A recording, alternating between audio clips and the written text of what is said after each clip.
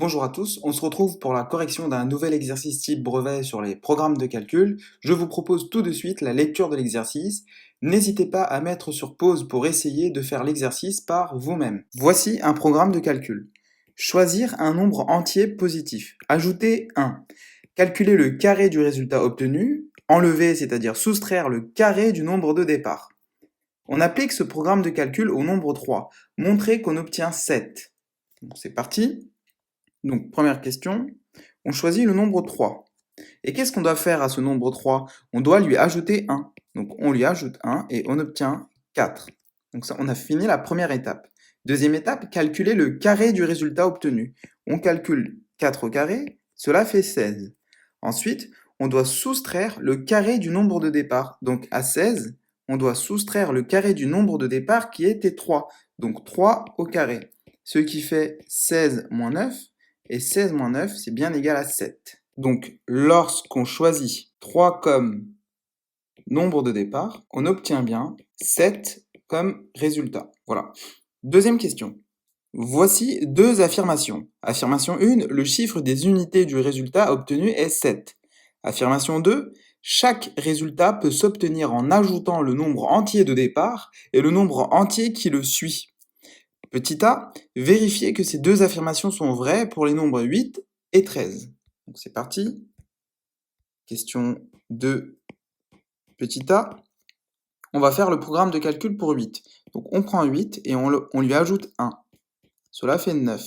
Ensuite, on élève le résultat au carré, cela fait 81. Ensuite, à 81, on doit soustraire le carré du nombre de départ, qui est donc 8 au carré.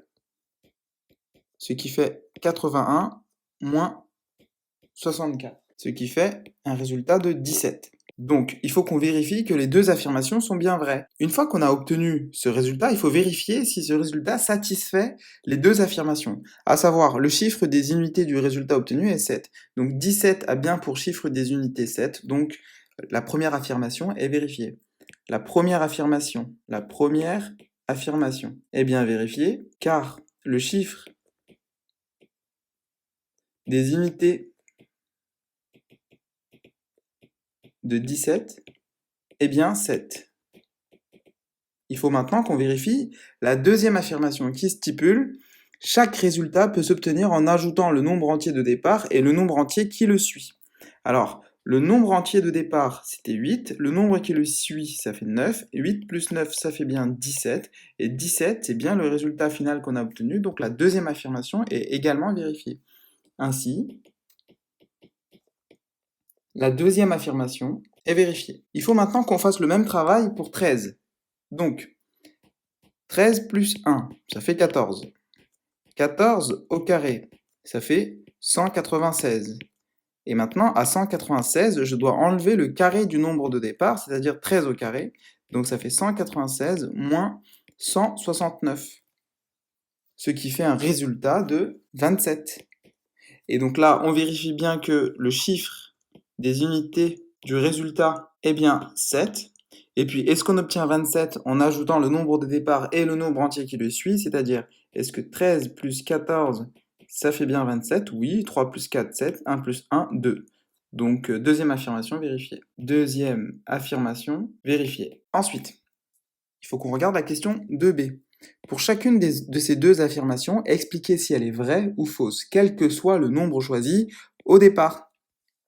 Alors, le fait que le chiffre des unités soit systématiquement égal à 7, ça me paraît quand même suspect. Donc on va essayer de trouver un contre-exemple. Je vous propose de partir de 4. Prenons 4 comme nombre de départ. Si on prend 4 comme nombre de départ, 4 plus 1, ça fait 5. 5 au carré, ça fait 25.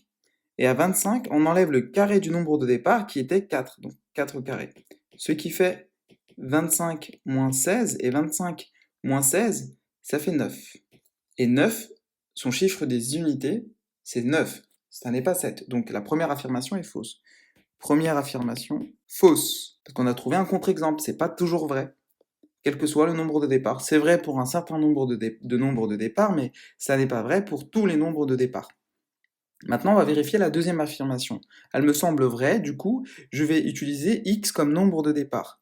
Donc vérifions si la deuxième affirmation est vraie, quel que soit le nombre de départ. Quel que soit le nombre de départ. Donc, soit x un nombre entier. Qu'est-ce qu'on fait à x? On lui ajoute 1, on élève le résultat au carré, et puis enfin, on soustrait le nombre de départ. Donc là, ce qu'on peut faire, c'est développer en utilisant une identité remarquable. Je vous la rappelle ici. Je vous rappelle que a plus b au carré, c'est égal à a carré moins plus 2ab plus b carré. Donc en utilisant cette identité remarquable pour x plus 1 au carré, on obtient x au carré plus 2 fois x fois 1 plus 1 au carré moins x au carré que je recopie. Je peux réduire ce calcul, x au carré plus 2x plus 1 moins x au carré. Et là, regardez ce qu'on peut faire, c'est soustraire les x au carré, tac tac, et ça me fait 2x plus 1. Et 2x plus 1, c'est bien égal à x plus 1. Parce qu'en fait, 2x, c'est bien égal à x plus x.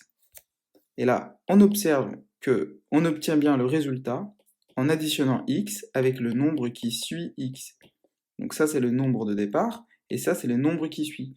Donc, appliquer le programme de calcul revient bien à ajouter au nombre de départ x, qui est ici, le nombre qui le suit. Donc, deuxième affirmation, vrai. Donc la deuxième affirmation est vraie, quel que soit le nombre entier positif de départ. Donc on pourra essayer n'importe quel nombre entier positif, à la fin, le résultat sera forcément ce nombre plus le nombre qui le suit. Ensuite ici, pour vérifier les résultats précédents, donc là j'ai créé un petit algorithme, ici regardez, x, voilà, quelques variables, et puis l'algorithme qui est donné dans l'exercice, le voici. Donc là ce qu'on peut faire c'est, regardez, on me demande d'entrer une valeur de x, donc je peux rentrer une valeur. Par exemple, la première question, on avait 3, et j'appuie sur Entrée. Regardez ce qu'on obtient. On obtient ici 7. Donc je peux recommencer aussi avec 8, et on obtient 17. Je peux recommencer avec 13, on obtient bien 27. Et regardez, avec 4, 9, avec 5, 11. Vous voyez bien que le chiffre des unités n'est pas toujours égal à 7. Hein. Je peux essayer 6.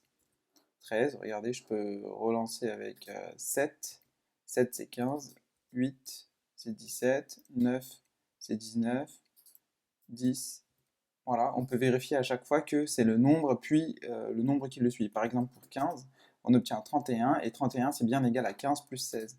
Si j'essaye 20, on obtient 41, et 41 c'est bien égal à 20 plus 21. Voilà. J'espère que vous avez compris. N'hésitez pas à poser des questions en espace de commentaires s'il subsiste des zones d'ombre. Et moi je vous dis à bientôt pour un nouveau cours ou une nouvelle correction d'exercice. Bon courage.